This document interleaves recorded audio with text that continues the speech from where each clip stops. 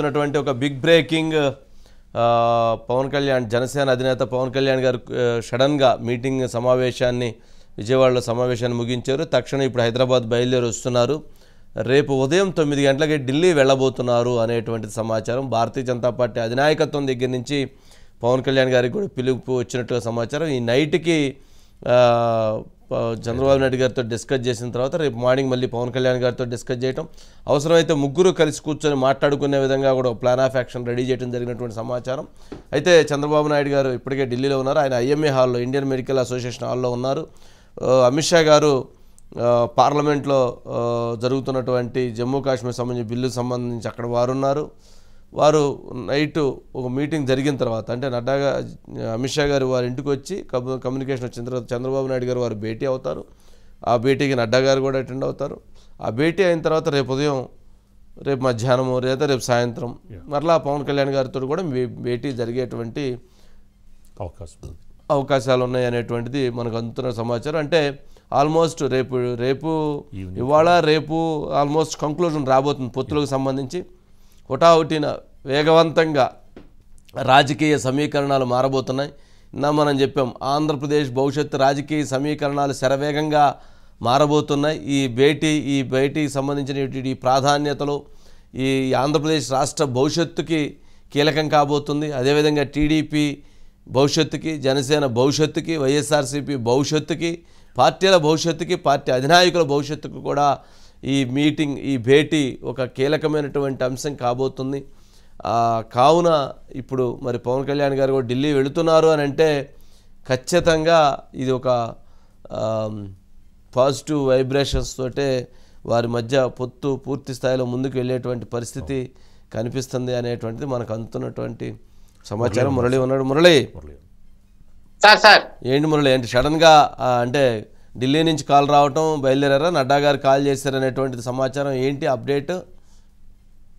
Sir, ఈ రోజు కొద్దిసేపటి క్రితం మంగళగిరి పార్టీ కార్యాలయంలో ఆయన చెక్కులు పంపిణీ కార్యక్రమం జరుగుతుంది సార్. జరుగుతుండగా మధ్యలో సరిగ్గా ఒకసారిగా కూడా ఆయనకి ఏదో సమాచారం అయితే అందింది సార్. అది అర్జెంట్ గా బయలుదేరి ఢిల్లీ రమ్మని సమాచారం అందినట్టుగా వెంటనే అక్కడ ఉన్నటువంటి సెక్యూరిటీ సిబ్బందికి అలర్ట్ చేయడం, సెక్యూరిటీ సిబ్బంది హుటాహుటిన అక్కడ కార్యక్రమాలన్నీ పూర్తి చేసుకుని వాళ్ళు వెహికల్స్ రెడీ చేయగానే చాలా అంటే ఆ కార్యక్రమాన్ని త్వరితగతిని పూర్తి చేసుకుని అక్కడ ఉన్నటువంటి నాయకులతో కూడా మాట్లాడే అవకాశం లేకుండా టకటగా బయలుదేరి వెంటనే గన్నవరం ఎయిర్పోర్ట్ కి చేరుకున్నారు సార్. గన్నవరం ఎయిర్పోర్ట్ లో నుంచి మరి డైరెక్ట్ గా మరి ఢిల్లీ వెళ్తారా, లేదా హైదరాబాద్ వెళ్ళి రేపు మార్నింగ్ ఢిల్లీ వెళ్తారా అనేది ఇంకా కొంత సమాచారం రావాలి సార్. మొత్తం మీద అయితే కనుక ఆయన యాక్చువల్ గా 9వ తారీఖు ఢిల్లీ వెళ్సి ఉన్నప్పటికీ కూడా అక్కడి నుంచి అత్యవసరంగా బయలుదేరి రమ్మని సమాచారం రావడంతో ఆయన హుటాహుటిని బయలుదేరి వెళ్ళారు సార్. మొత్తం మీద రేపు ఉదయానికే ఆయన ఢిల్లీలో ఉంటారు సార్. ఢిల్లీలో ఉండి రేపు మొట్టమొదటి జరిగే ఏదైతే చర్చలు ఉన్నాయో ఆ చర్చలోనే పవన్ కళ్యాణ్ పాల్గొనే అవకాశాలు అయితే కనిపిస్తున్నాయి సార్. మొత్తం మీద అంటే ఇక్కడ మేము ప్రత్యక్షంగా ఆ టైంలో అక్కడ ఉన్నాం కాబట్టి పవన్ కళ్యాణ్ హుటాహుటిన హడావిడిగా బయలుదేరాలంటే అన్ని చూసి కొంత ఆరా తీస్తే కనుక ఆయన అర్జెంట్ గా కాల్ వచ్చింది, బయలుదేరి వెళ్తున్నారు అని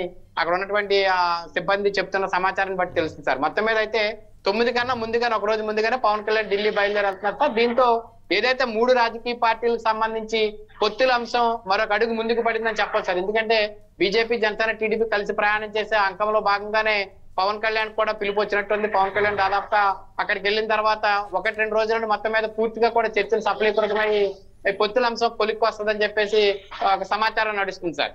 ఓకే, రైట్. అంటే ఇక కీలకమైనటువంటి భేటీ కాబోతుంది. ఈ భేటీ అంటే ఈరోజు నైట్ జరిగిన తర్వాత ఒక క్లారిటీ వచ్చిన తర్వాత రేపు మరలా పవన్ కళ్యాణ్ గారితో కూడా భేటీ అయిన తర్వాత మరలా ముగ్గురు కలిసి కూర్చునేటువంటి అవకాశం ఉంది. ఇక్కడ ఆంధ్రప్రదేశ్ రాష్ట్రానికి సంబంధించినటువంటి అంశాలే కాదు, తెలంగాణ రాష్ట్రానికి చెందినటువంటి అంశాలు కూడా చర్చకు వచ్చి సుధాకర్ ఉన్నారా, ముగ్గురు కూడా కూర్చొని ఒక క్లారిటీకి, అంటే గతంలో జరిగినటువంటి ఓటింగ్ పర్సంటేజ్ వేరుంటుంది తెలంగాణలో, కానీ ఇప్పుడు ఈ ముగ్గురు కలవటం వల్ల జరిగేటువంటి ఈక్వేషను, వాటికి సంబంధించినటువంటి ఓటింగ్ కూడా వేరుండేటువంటి పరిస్థితులు ఉంటాయి. మురళి, అంటే దాదాపు అంటే ఏపీలో ఎలాగైతే కలిసి వెళ్తారో తెలంగాణలో అలా కూడా కలిసి వెళ్ళేటువంటి పరిస్థితిని ఉంటుంది అని అంటున్నారు. 2 రాష్ట్రాల్లో కలిసి పోరాడేటువంటి అంశానికి సంబంధించి ఉండేటువంటి అంశాలు ఉండబోతున్నాయా? ఖచ్చితంగా ఉంటాయి సార్. ఎందుకంటే సార్ ఇప్పటికే జనసేన ఎన్డీఏ పక్షంలో భాగస్వామిగా ఉంది సార్. రేపు పొత్తులు కనుక ఒక అవగాహనకు ఒక కొలిక్కి వస్తే కనుక టీడీపీ కూడా ఎన్డీఏలో భాగస్వామి పక్షం అవుతుంది సార్.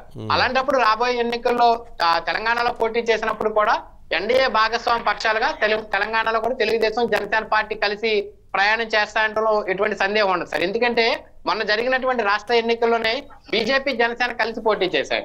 అంటే అప్పుడు తెలుగుదేశం ఎలక్షన్ పూర్తిగా దూరంగా ఉన్నాయి. ఏంటంటే అప్పుడు ఉన్నటువంటి రాజకీయ పరిస్థితులు, ముఖ్యంగా పార్టీ అధినేత కొన్ని ఇబ్బందికరమైన పరిస్థితులు ఉన్న నేపథ్యంలో అప్పుడు టీడీపీ కలవలేదు. అప్పటికి ముగ్గురు కూడా కలిసి పోటీ చేయాలని నిర్ణయం కూడా లేదు కనుక అప్పుడు చేయలేదు. కానీ రాబోయే ఎన్నికల్లో ఈ ముగ్గురు కనుక రేపు ఢిల్లీలో అన్ని అంశాలు సఫలీకృతం అయ్యి ముగ్గురు కలిసి పోటీ చేయాలని నిర్ణయం తీసుకుంటే కనుక ఇటు ఆంధ్రప్రదేశ్ లోని 3 రాజకీయ పార్టీలు కలిసి ముందుకు వెళ్తాయని, అటు తెలంగాణలో కూడా ఖచ్చితంగా కూడా 3 రాజకీయ పార్టీలు కలిసి ఒక ఎన్డీఏ భాగస్వామిగా కూడా ఖచ్చితంగా పోటీ చేయడానికి అవకాశాలు ఎక్కువగా కనిపిస్తున్నాయి.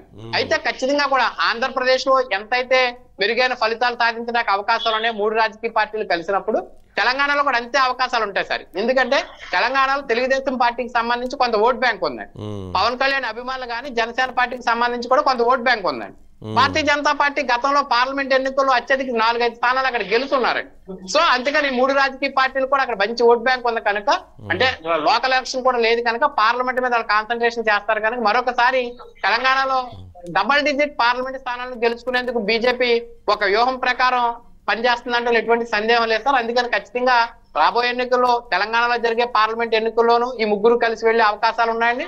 అదేవిధంగా కూడా ఆంధ్రప్రదేశ్ లో ఇటు రాష్ట్ర ఎన్నికలు, అటు భారతీయ జనతా జాతీయ స్థాయిలో జరిగే ఎన్నికల్లో కూడా ఈ 3 రాజకీయ పార్టీలు కలిసి వెళ్ళడానికి చాలా అవకాశాలు ఎక్కువగా ఉన్నాయి సార్.